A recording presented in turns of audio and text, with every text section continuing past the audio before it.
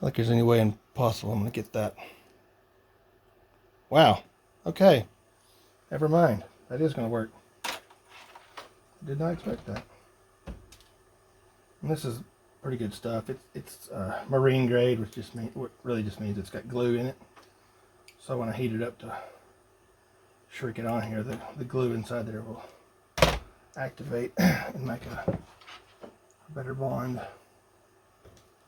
So I'll put that on there, and then I will run this bigger stuff might not shrink down. I'll probably just put a wrap of tape on there to make sure nothing that touches that. Okay, I'll use my extremely hot SMD rework, which is what gets way too hot for heat shrink, but it'll work. Just can't stay on it very long.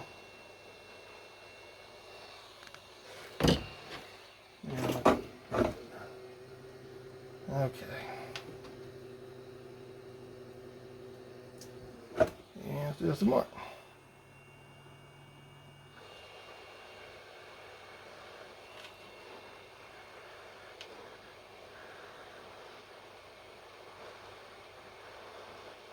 Okay. Now, that's trying to ride up on there. Well, that's hot. In case you didn't know, that's hot.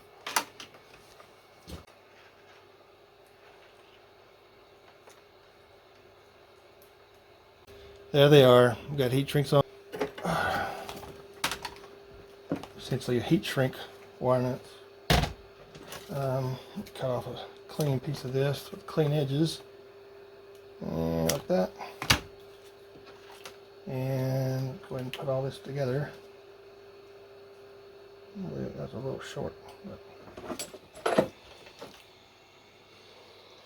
this is just to clean it up, make it look a little nicer, and also keep it from catching on stuff while it's in the cabinet.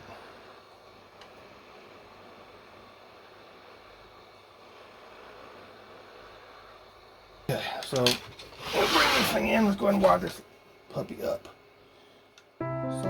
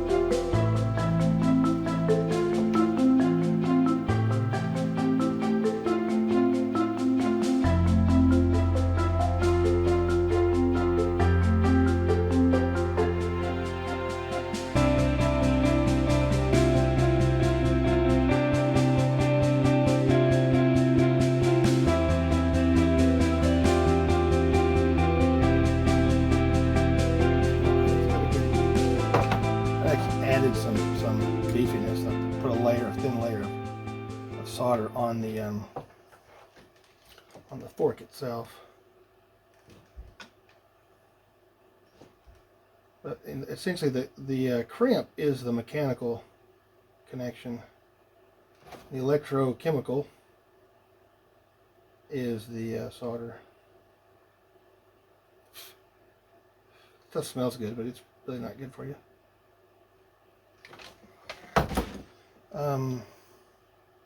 Yeah, so it gets in there and makes a electrochemical connection, and actually wets the ends. So And the crimp will do the mechanical, so that it doesn't have to. I mean, solder is really good for mechanical as well. Anyway, so I get to put this in there, but to do that, I want to take the power supply out. Yay! One moment. Okay, so here's my power supply mounted. Actually, it's a pain in the butt to get these tiny screws to line up, so I really don't want to take it completely out of there. So I need to stick this battery box in the other side.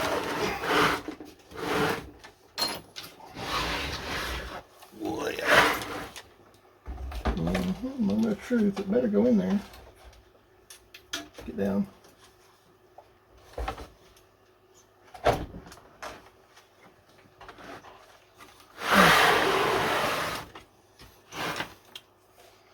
So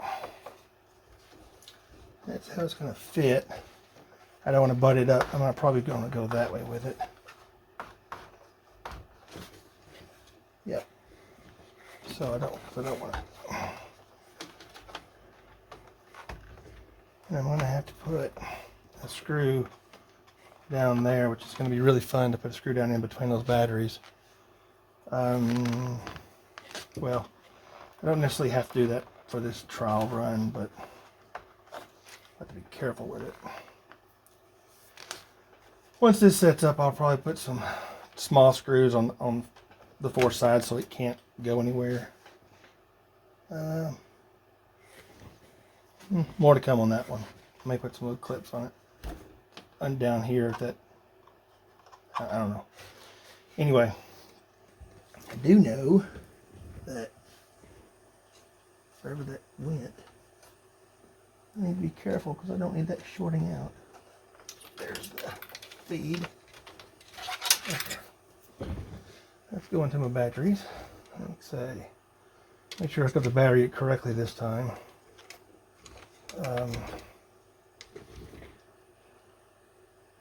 So V positive. So I'm gonna this battery charger. I'm gonna put a battery terminal. I'm gonna put another. I'm working on another. I've got a plate up here. Let me show you that. What to do with that? This is the cover for there. I've got to put a little extension on this shelf that will screw into here so that this becomes one piece and prevent stuff from falling off the back of it. But I will have it back here in the back. What did I do with that piece? Yep, I'm going to have a little panel mount, which will have two Anderson power poles in it. One will be labeled charge, the other one will be input and output, charge, whatever.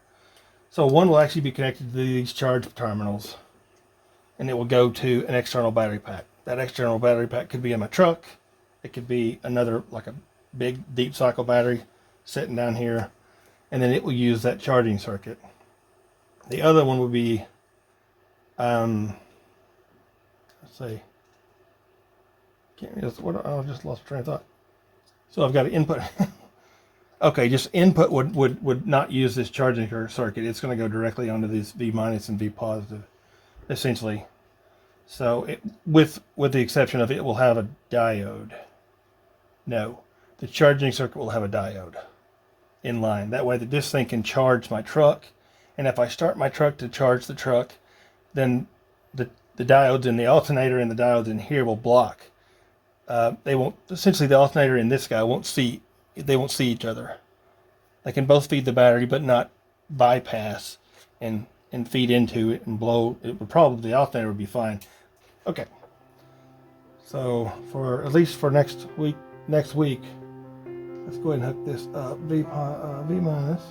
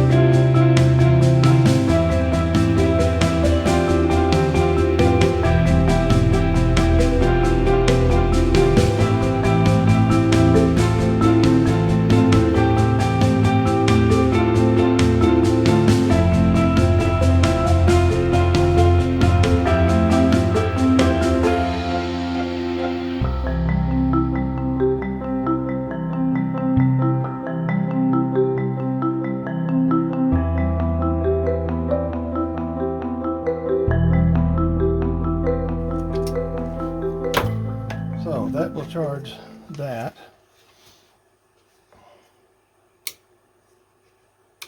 That's not even the battery.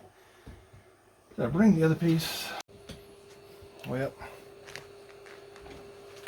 I'll finish hot snotting this, and then I'll stick it on the side of this battery, turn everything around. I think I might have enough to go ahead and plug it into this power distribution strip.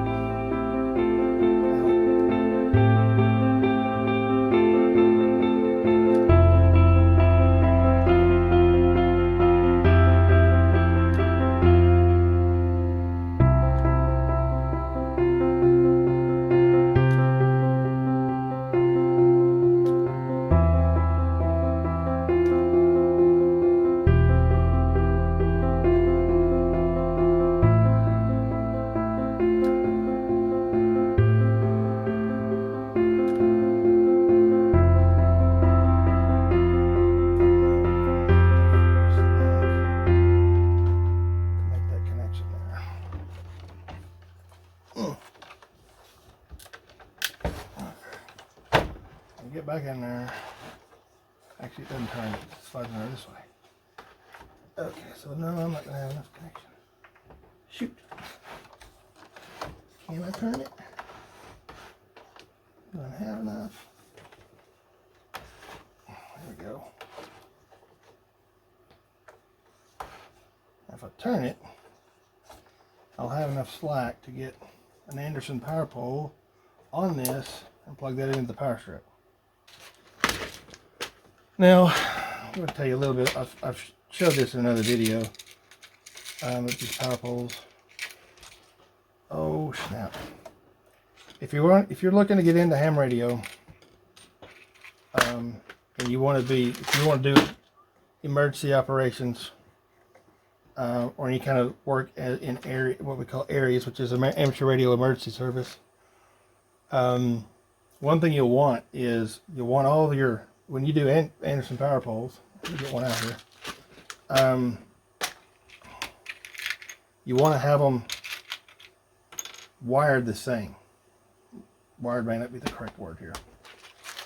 The way I've always learned it is right red A. So these little things, little tiny little things, they've got some magic on the side that you can actually couple them together once they're made up. It's kind of like a dovetail type thing. Anyway, you want if you turn them in this situation, so if I can get these to focus, in this configuration, now it's going to be backwards because this stupid camera's backwards. But this is on the right. That's on the left, and you look at right red A.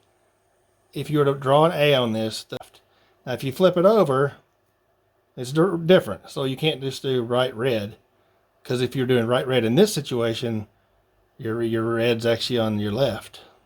Or, you know, if I'm looking at it this way, there's my left, there's my right. So it's right red A. So I don't know. I think you can make these up without a special tool. But I've had a special tool for so long that I don't know how I did them before I bought this tool. I've made probably hundreds of these connections on various equipment and other things, you know, extension cords and stuff. So if I'm doing anything 12 volt, that's the standard I convert everything to. And these things are kind of gnarly looking, but essentially I can show you, this is kind of nasty looking, but I'll show you on an actual website how these actually go together, because I don't have room. But essentially this little block on the back is where the tab slots in, so that this crimp barrel is up here in the jaws. And is that right? Yep. And then you just close it down, and it's set to crimp that right on there, and it's tight. And then you just take your hood. So and every one of these has got up there. They go out and then they turn down on the end. Well, that turn down is pretty sharp. You can actually feel it, and it's made to catch the spring that's inside of here. It's a little metal piece inside. So You simply slide this. Yeah, I'll have to have a zoom shot. That's not going to work. And you slide it up in there until it clicks. And there it goes. And once it clicks, it's actually that spring that holds tension on the face when you're making a connection. It's also the retainer. So that little lip on this. Yeah, I'll take some shots of this. The little lip that's on here, you just barely see. It's just from when the die punched it. That little, essentially a burr, is what locks it in. Get this other one done. I've got to get to bed. It's getting late, and I've got an early morning class I've got to get to in the morning. I skipped last week. I can't skip again. Okay, let's get that in here. And that clicks in good. And now's when you want to do the right red A. So this is right over here. I know it's a little backwards on the camera. Right red A. I'm going to make up my connection here. Slide them together. Now these are made to have a little pin between them. This kit I've got doesn't have a pin. It actually has a boot that goes over it that holds it. But honestly, I don't want to mess with the boot because it's kind of a tight area. So all I'm going to do is I'm going to put a little super glue on that. Yeah, I say I am. If I get some super glue out and not get it on my hand. Put that in that little hole there. And that will dry and make a pin. And now, I just have to flip it around so it rights on the outside. Yep. Flip it around and hook it into the distribution strip here. It is back in there. It's kind of hard. There's 110, 120 going in. Goes to the power supply, generates 13.8 volts, comes back out of here, goes to the battery bank. And it also, parallel, it goes to the battery bank, and it also comes through, here's the little power board, conditioning board. You can see it back in there. Got all these caps. The input from the power supply and the batteries goes through a diode, which will drop probably, I think, 0.6, 0.7 volts. But it'll still put out 13 volts into these caps. And then these caps will feed out into both radios. So, the moment of truth, and actually it should actually work anyway. I probably could turn one on just off the batteries. I need to make sure that the power supply works, so I need to find a power cord. Hopefully I have one handy and I don't have to go searching for one. Alrighty, I have a nice one. I even have a right angle one, which will be nice once it's in the... So this will be in... I'll have to fish that wire in or something like that. It'll essentially be mounted like that in a terminal, and then I'll just come in here and plug in this guy, and then that goes into the wall, and this little power supply is going to come on, and hopefully we see no sparks. We don't want any sparks. No sparks are seen. Okay, I guess it's on. The light's on the other side. I can't tell if it's on or not, and the battery's hooked up, so the light comes on anyway. Back around. What I wanted to do is to wire up this little, where is it? It's around here somewhere. This little, and okay, here it is. I want to go ahead and wire this up so we could monitor the voltage coming to the radios, but I don't have time, and yeah, that'll be on the next video. But no, the truth is we should be able to fire these radios up. Yep, there it is. Okay. And this one in here, I think I may put a small jumper cable patch. I've got some little 2-foot patch cables. Because the one for the VHF is down here underneath and it's kind of hard to get to. So I may run it out the back. It's really not worth the insertion loss for an HF to do that. But for VHF, Not really going that far with one. So let's see if our local repeater will key up. Indeed it does. Now that I keyed the repeater, I need to identify myself. N5EMX, clear. And so I just told anybody listening that I'm the one that chunked the radio, and I said clear, saying meaning I'm off. I'm through transmitting, so I'm done for the night. If I was going to listen, I'd say N5EMX monitoring, and anybody's listening will say, okay, this guy's on the radio and he's monitoring the radio. So if they wanted to talk to me, they just key up and say N5EMX. This is KF5. Oh, sorry, my wife's KF5MGP. I think it's my wife's call sign. It's probably wrong. Anyway, don't use that one. and then we would start talking. And then every 10 minutes we'd have to identify. Typically, one or the two of us would identify themselves and then also the other party. That's the FCC rules. Every 10 minutes you have to identify. So anyway, that works. This guy I'm pretty sure will work. Yep, he's going to power up. And there's nothing connected to him. He's not going to hear anything. But anyway, he does power up. So for that matter, I can just put it. Well, I'm going to hook that up. This will be in the next video. I should have this panel on down here. That'll be mounted. I'll have the back panel on, and I'll actually be able to operate the radio. I'm going to try to do this tomorrow night because we have an on-air net, and so I need to have this panel fixed and everything operational. I mean, I can operate right now, but I want to have this panel fixed with the voltage readout tomorrow, and you'll probably see that in the next video. I'm not sure how I've got so much footage here. Once I cut it all down, it'll probably be like 5 minutes of footage out of an hour and a half's worth of recording. That's the way it is. So for this point, thanks for coming along. Thanks for watching. I'll see you on the next one. I'm out. N5EMX clear.